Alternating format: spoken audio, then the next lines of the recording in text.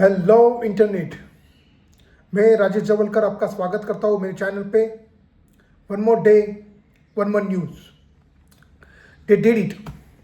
Europe actually did it. 12 दिसंबर 2025 को European union ने वो कर दिखाया जो उन्हें लगा कि ये सदी की सबसे बड़ी चाल होगी। उन्होंने रूस की $245 बिलियन की सॉवरेन असेट्स को एक झटके में अनिश्चित काल तक फ्रीज कर दिया। अब ना कोई 6 महीने का रिन्यूअल है, ना कोई हंगरी का वीटो, बस एक क्लीन लीगल मूव।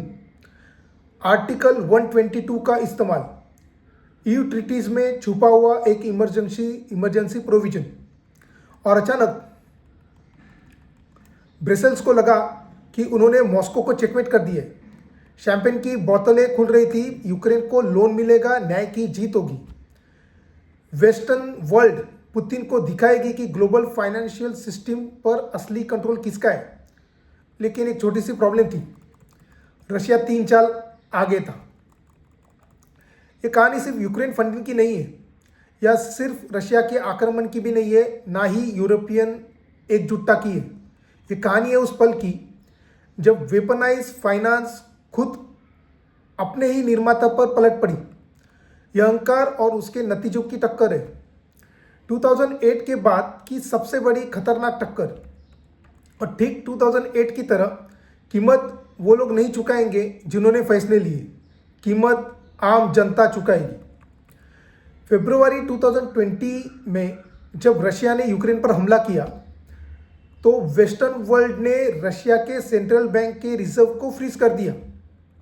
इसमें ज़्यादातर पैसा, लगभग 185 बिलियन यूरो, मतलब करीब करीब $200 बिलियन यूरो क्लियर में पड़ा था। 1 यूरो मतलब 105 रुपया। 1 बिलियन यूरो मतलब 10,500 करोड़। और 185 बिलियन मतलब 19,42,500 करोड़ रुपीज़।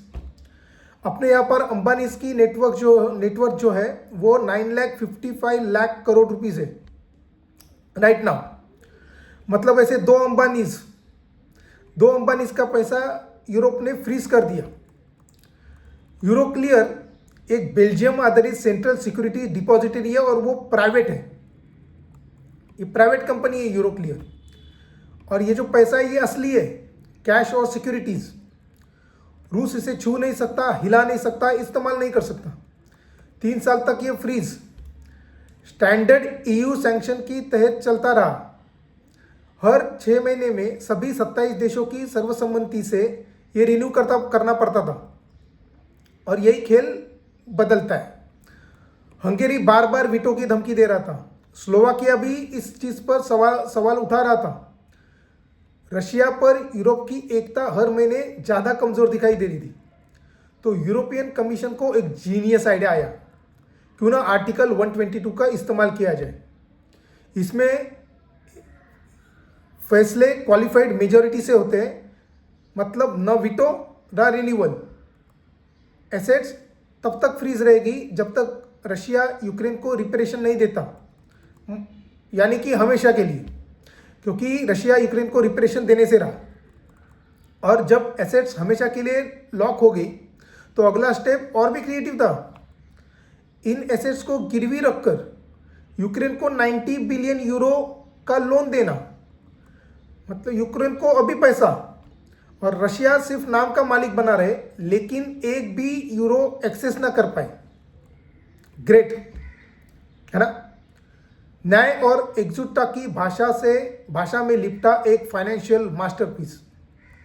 ये आधुनिक इतिहास की सबसे बड़ी सॉवरेन असेट सीजर है।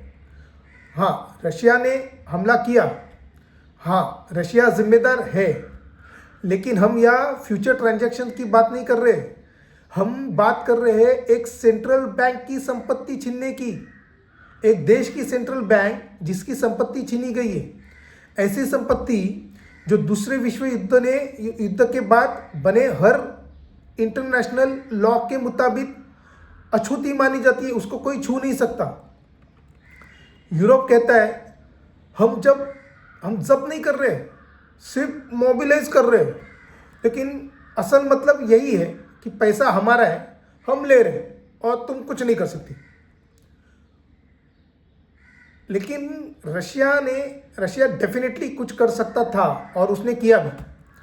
12 दिसंबर 2025 को, उसी दिन जब ईयू ने आर्टिकल 122 को एक्टिवेट किया, रशिया का सेंट्रल बैंक मॉस्को की आर्बिट्रेशन कोर्ट में पहुंचा और 18.2 ट्रिलियन रूबल का केस फाइल किया, यानी कि $229 बिलियन का दावा। ये 185 बिलियन नहीं, पूरे 209 बिलियंस।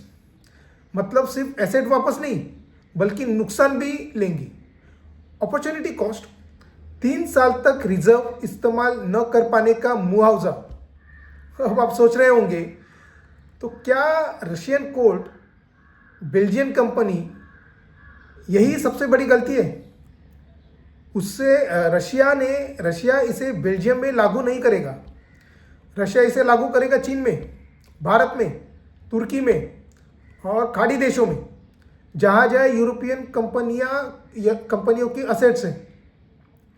और वही रशियन कोर्ट का फैसला इतिहास की सबसे बड़ी काउंटर सीजर बन जाएगा। यहीं से डूम लूप शुरू हो जाता है। Step 1, Europe Russian assets freeze करता है। स्टेप 2, रशिया कोर्ट में 229 बिलियन जीतता है। स्टेप 3, रशिया थर्ड कंट्रीज में यूरोपियन असेट्स जब्त करता है। स्टेप 4, यूरोपीय कंपनियों को अरबों डॉलर का नुकसान होता है। स्टेप 5, कंपनियां सरकारों पर दबाव डालती है। स्टेप 6, यूरोप या तो पीछे हटे या कंपनियों को मरते देखे, और ये सब पहले ही शुरू हो चुका है। 2024 तक यूरोपियन कंपनियों की $127 बिलियन की असेट्स रशिया के अंदर मौजूद है। फैक्ट्रियाँ, इन्वेस्टमेंट्स, फ्रोजन अकाउंट्स।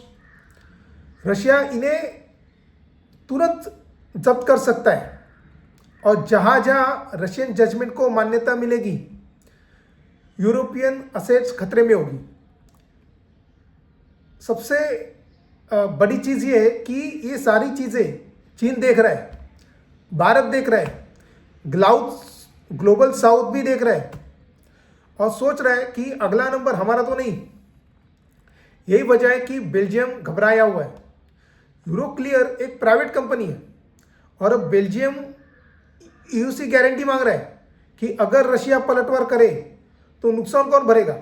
लेकिन अनंत फाइनेंशियल वॉर की इंश्योरेंस कौन देता है? कोई नहीं। और यही सबसे बड़ी विडंबना है।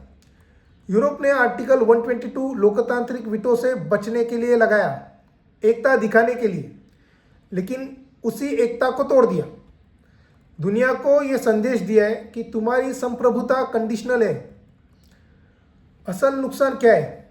यूरोपियन एकता नहीं, ट्रस्ट। पूरी वेस्टर्न फाइनेंशियल सिस्टम पर भरोसा, जो आज तक था, 70 सालों तक था, 70-80 सालों तक था। लेकिन आज हर कंट्री की हर सेंट्रल बैंक सवाल पूछ रही है कि अगर रशिया की असेट्स जब्त हो सकती है तो अगली किसकी होगी? और अगर फ्रीज ये जब्ती है तो डॉलर और यूरो कैसे सुरक्षित है? यही वजह है कि देश, जितने भी देश है, सारे अपने अपने पैसे निकाल रहे हैं।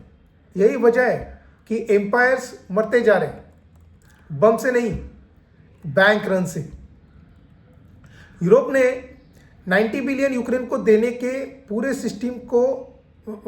लिए पूरे सिस्टम को दांव पर लगा दिया। ये ट्रेड नहीं है, ये स्लो मोशन सुसाइड है। और सबसे बुरा, ये ज़रूरी नहीं था, दूसरे रास्ते थे, लेकिन रास्ता यही चुना गया। रशिया का पैसा लो, जीत का दावा करो, और भविष्य की कीमत आगे वाली पीढ़ियाँ चुकाएगी। यूरोप ने गलत चुनाव किया है और इसकी कीमत हम सब चुकाएंगे। इन जैसी गहरी, सच्चाई भरी एक्सक्लूसिव कहानियों के लिए मेरे चैनल को ज़रूर फॉलो कीजिए, सब्सक्राइब करें, और अगर आपको ये वीडियो पसंद आता है तो लाइक करें, शेयर करें, ताकि ज़्यादा से ज़्यादा लोग सच जान सकें। और नीचे कमेंट करके अपनी राय ज़रूर बताइएगा। Thank you so much.